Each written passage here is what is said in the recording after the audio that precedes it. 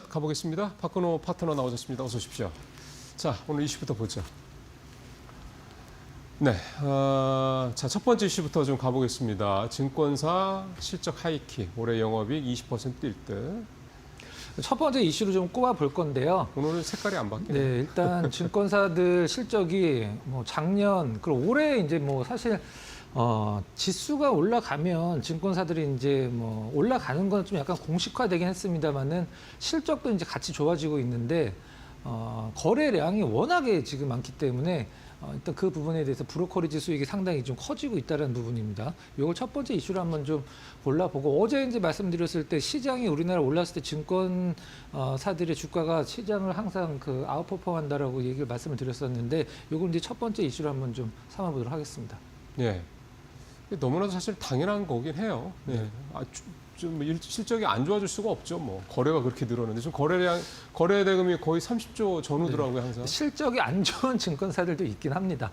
근데 어제 말씀하셨던 거, 그러니까 이렇게 대세 상승장에서 증권주가 가장 수익이 좋았던 섹터다라는 거 하나 하고, 두 번째는 올해는 어제도 뭐 그런 뉘앙스 말씀하셨습니다. 올해는 갈라질 거다. 이 두 가지. 이따 한번 자세히 말씀 들어보죠. 또 올해 연말에 5천 돌파한다는 얘기가 나왔어요?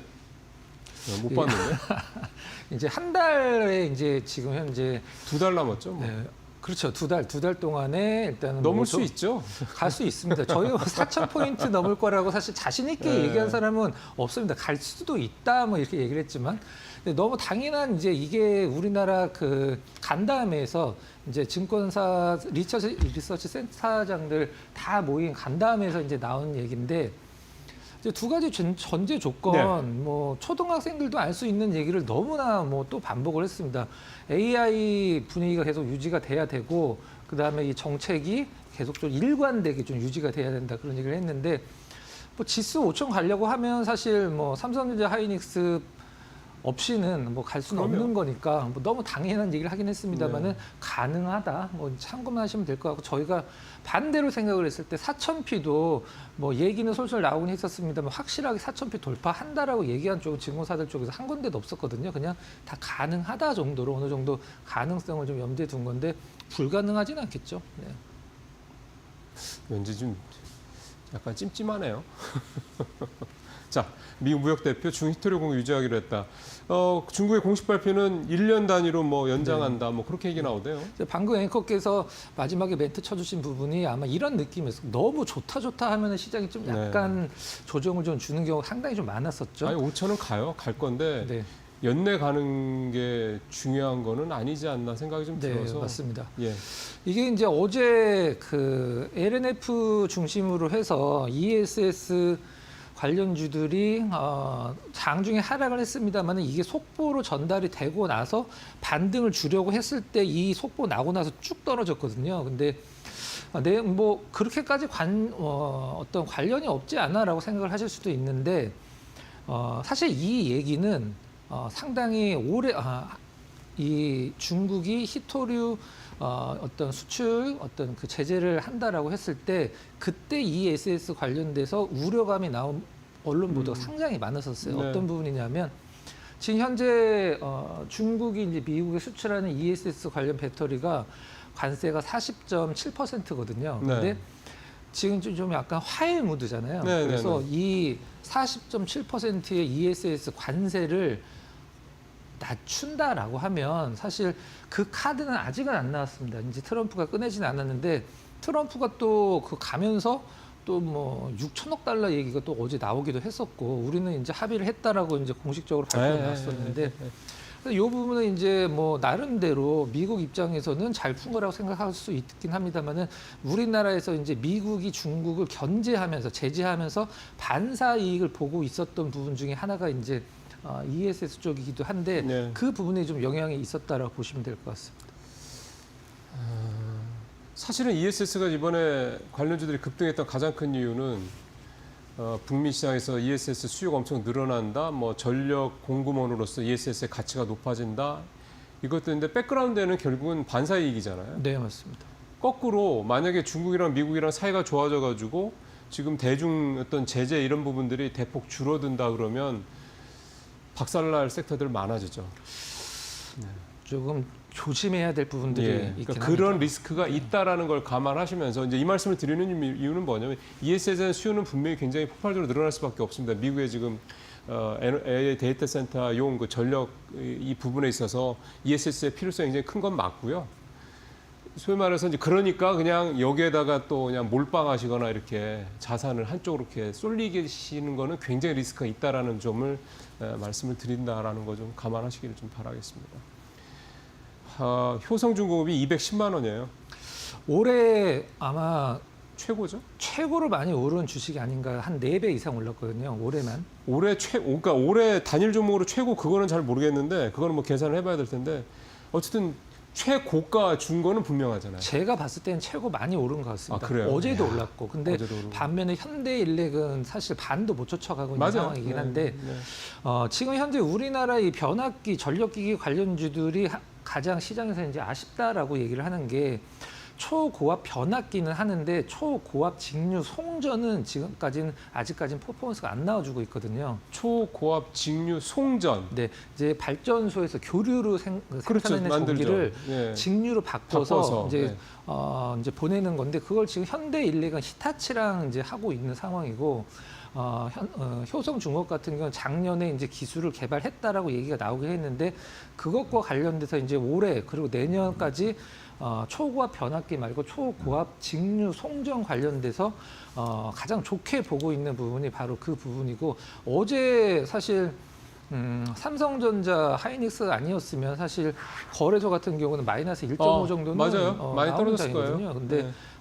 이 뭐 전혀 끄떡이 없더라고요. 나는 뭐 시장 몰라 하면서 갈 길 갈 거야 하면서 전력주들이 너무 좋았습니다. 그리고 효성중공업이 이제 현대일렉 대비해서 작년에 좀 약간 주가가 덜 올랐던 이유 중에 가장 큰 게 무엇이었냐면 미국 쪽으로의 매출 비중이거든요. 아, 그렇죠. 네, 근데 HD가 현대일렉이 그게 많았죠. 네, 근데 지금 현재도 20% 초반 정도 되는데 신규로 수주를 하고 있는 거는 거의 50%에 근접하고 있다. 네, 네. 그 부분이 이제 시장에서 상당히 모멘텀에 개선세를 뭐 주는 영향 중에 하나라고 보시면 될 것 같습니다. 올해 전력기기가 좀 주춤하다가 상반기 조금 반등했다가 또 주춤하고 그런데 효성은 지금 말씀하신 대로 다른 종목들은 뭐 주춤하거나 말거나 관계없이 진짜 계속 가더군요. 100만 원 넘었던 게 엊그제 같은데 진짜 벌써 210만 원입니다. 네. 대단합니다. 네. 반도체 갈은 수익률 12, 외국인 19%, 개인은 마이너스 5%. 최근에 이제 한 달 3주 정도로 통계를 낸 것 같은데요.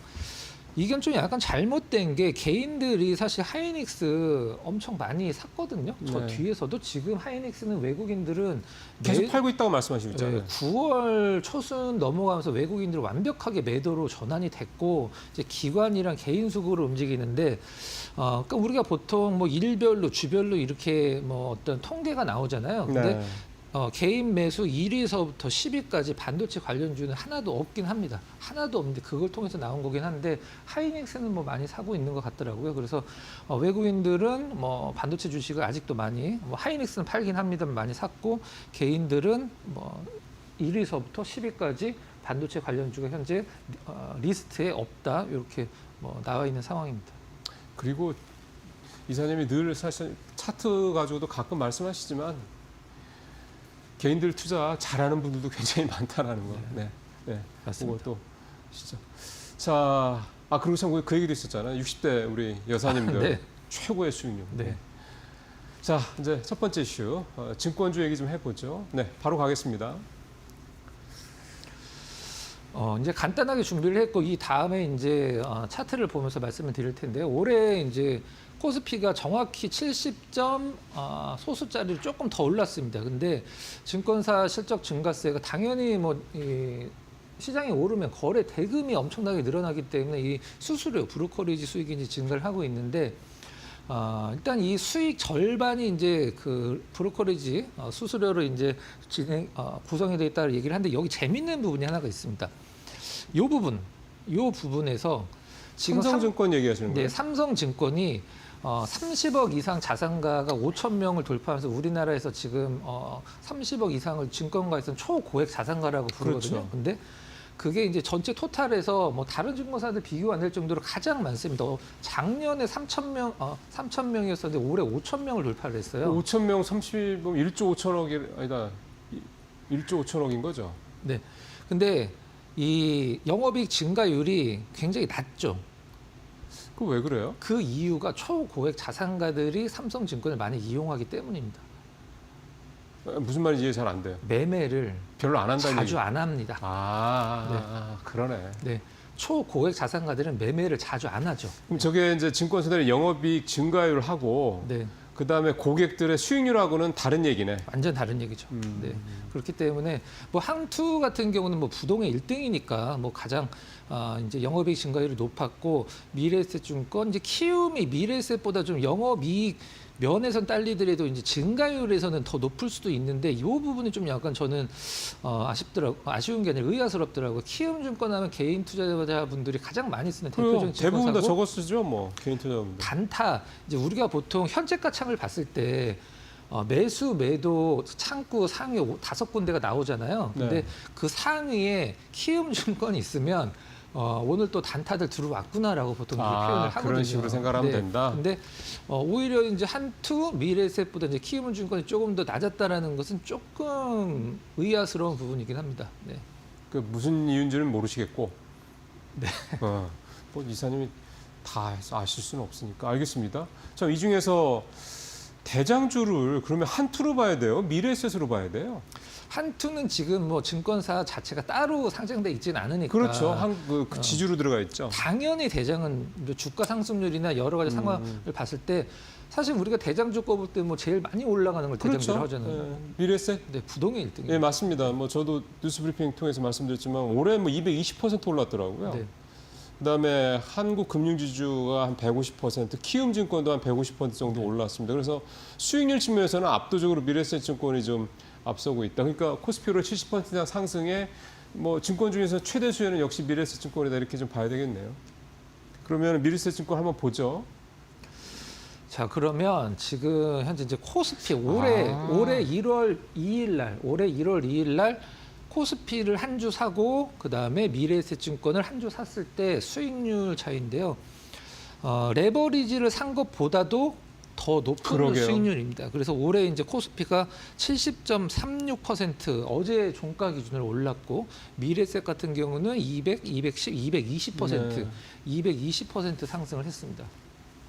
물론 뭐 중간에 약간 시장이 나쁘지 않았을 때 좀 처졌다라는 부분은 있긴 합니다만은 네. 결국에는 시장의 상승률을 훨씬 아웃퍼폼하는 초과하는 수익률을 주기 때문에 시장이 더 간다라고 하면 사실 삼성전자, 하이닉스도 좋지만 증권주들이 그 어떤 뭐 좋은 실속은 더 있다.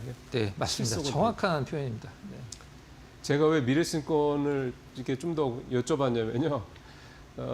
이제 꽤 됐죠. 체결강도라는 코너로 가지고 이제 이사님이 이제 저희 이제 이데일리 TV 방송 시작하셨을 때 그때 이 미래에셋 증권이 초창기 때 나왔던 종목이었거든요. 네. 그때 주가가 10,000원도 안 됐었어요. 8,000원인가 9,000원인가 그랬었는데 그 이후에 저렇게 주가가 사실은 많이 올랐습니다. 그러니까 이게 그래서 기대가 좀 됩니다. 오늘도 어떤 관심주 갖고 오셨을지 일단 그건 좀 이따 여쭤보기로 하고 그 다음에 코스피가 이 옛날 얘기를 좀 한번 해볼까요? 네. 과거에 대비해서 어제 이제 그 우리나라 시장이 1980년도 후반에 8배 오를 때 증권주들이 그 다음에 또 16년 뒤에 4배 오를 때 오르고. 증권주들이 항상 시장에서 굉장히 좋은 제일 흐름을 좋았다 그랬죠. 네, 맞습니다. 근데 코스피 시장이 이제 86년도서부터 89년도까지 8배가 올랐습니다. 8배가 올랐는데 이때 미래에셋증권 구 이제 대우증권이 되겠죠. 그렇죠. 근데 대우증권 전에 이제 원래 삼보증권이었었는데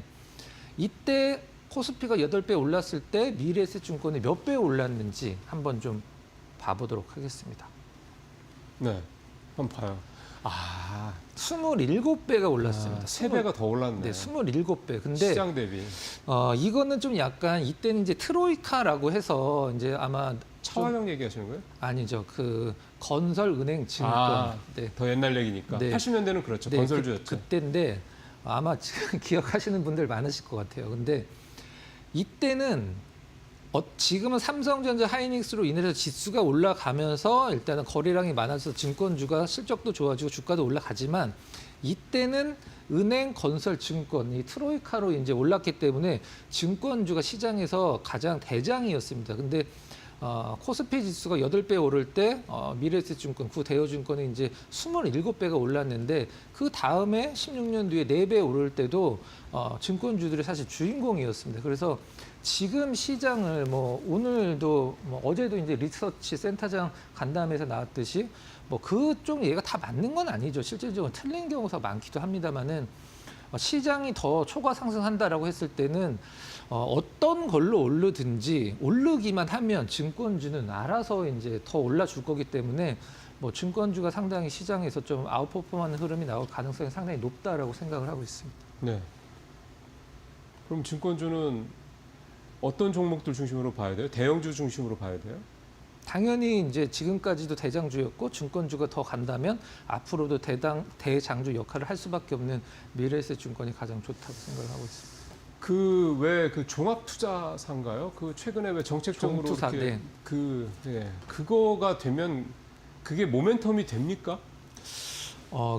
만약에 그 자격을 취득한다라고 하면은 사실 실질적으로 할 수 있는 일이 많아지기 때문에 어떤 이익단은 훨씬 더 늘어날 수 있다라고 생각을 하고 있습니다.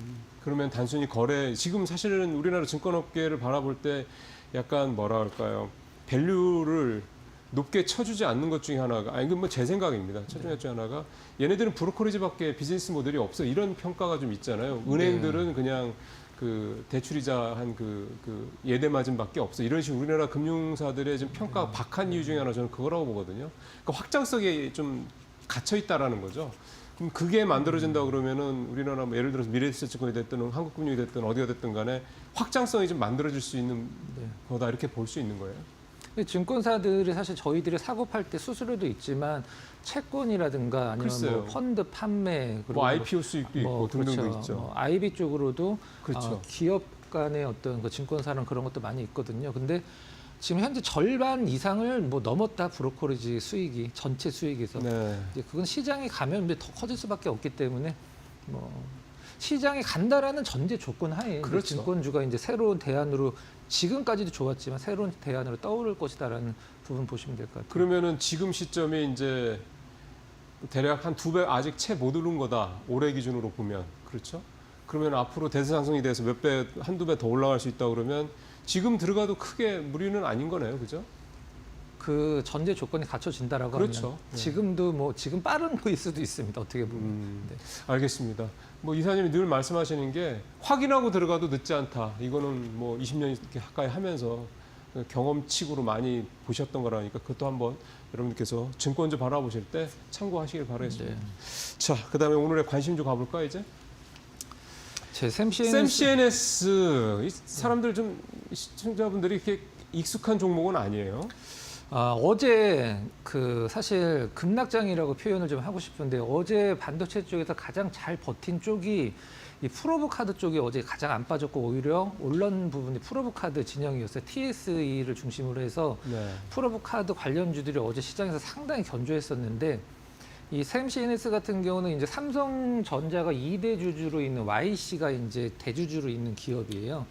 삼성전자가 사실상 삼성전자 쪽에 범 삼성전자 계통 회사라고 봐도 되는 거네요. 맞습니다. 그래서 사실. 삼성전자가 이 샘CNS랑 같이 개발하는 부분들도 많은데 무엇을 만드는 기업이냐면 그냥 간단히 소개만 시켜드리도록 하겠습니다. 세라믹 STF인데 세라믹 STF는 이제 STF를 세라믹으로 만들었다는 뜻이 되겠죠. STF는 스페이스 트랜스포머 필름이라고 해서 프로브 카드가 이제 침으로 이제 이 침으로 바늘로 돼 있거든요. 맨 밑에가 네. 웨이퍼 닿는 부분이 그거를 그 칩과 기판과 연결하는 그 부품이 이제 세라믹 STF인데 그것과 관련돼서 우리나라에서는 가장 높은 기술력을 갖고 있는 기업이죠.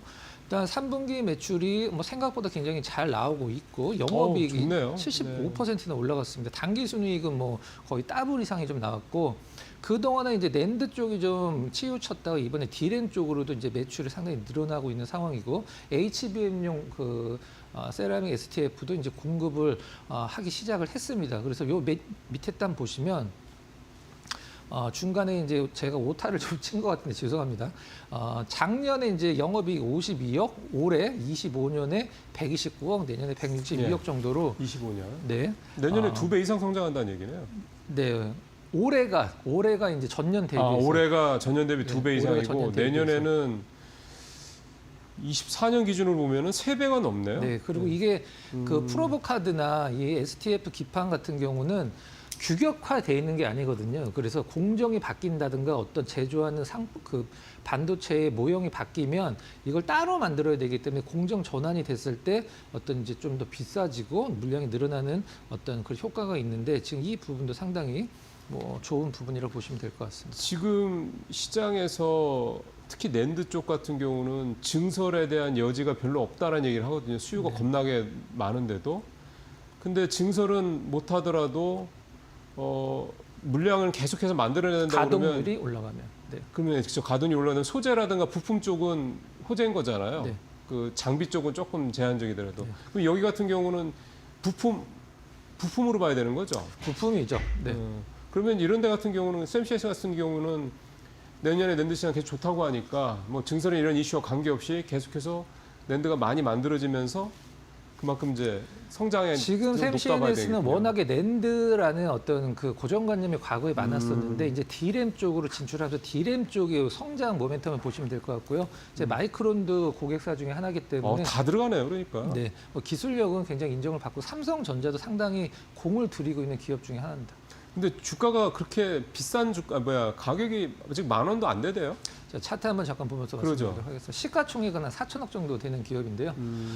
그래도 많이 올랐네요. 네, 최근에 이제 뭐 반도체 소부장도 올라갈 때 결이 같이 한번 나왔고 어제 안 떨어지면 그러게. 사실 그 평균적으로 그 한 3~4% 오른 느낌이 날 정도로 어제 상당히 많이 빠졌는데 제가 이걸 고르는 이유는 어제 오히려 오른 기업 중에 이제 TSA라는 기업이 있어요. 이제 우리나라 프로보카드 뭐 대표 기업 중에 하나인데 그 기업이 샘CN에서 그쪽으로도 이제 그 납품을 하거든요. 납품을 해요.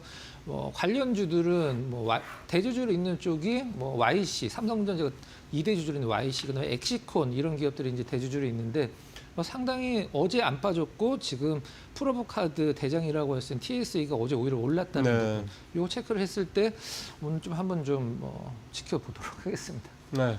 순환매적인 측면도 있을 것 같은데요. 기본적으로 어쨌든 수요가 계속 늘고 있다는 건 분명하니까 그럼 좀 감안을 해볼 필요가 있을 것 같습니다. 자, 오늘 말씀 잘 들었습니다. 참 그리고 오늘 공개 방송할 때 뭐 하실 거예요? 네. 어제는 이제 마스가 많은가 얘기를 좀 제가 드렸어요. 급락이 좀 나왔기 때문에. 네. 근데 일단 그런 자료들을 제가 이제 밴드에다가 계속 실시간 속보를 다 올려드리고 있으니까 밴드에서 제 이름 검색해서 들어오시면 될 것 같고요. 예, 저 지금 QR코드 나오네요. 저걸로 네. 들어가서 보시면 되는 거죠. 월요일서부터 금요일까지 4시 반에는 거의 안 빠지고 계속적으로 이제 여러분들 가장 궁금하신 부분들을 짚어드리고 있으니까 오늘도 4시 반에 이데일리온 유튜브에서 여러분들 기다리고 있겠습니다. 자, 오늘 참고 바라겠습니다. 오늘도 말씀 잘 들었습니다.